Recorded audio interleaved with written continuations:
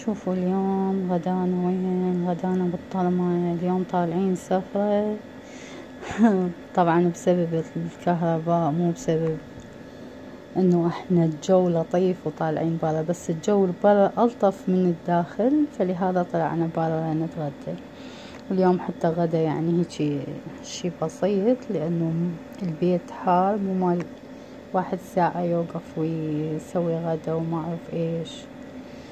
فندعو ندعو الكهرباء، اي مسؤول يشوف لنا شارة هالكهرباء هاي اللي ما تنحل بالعراق والى ابد الابدين. الله كريم، نقول ماكو غيرها. الى اللقاء.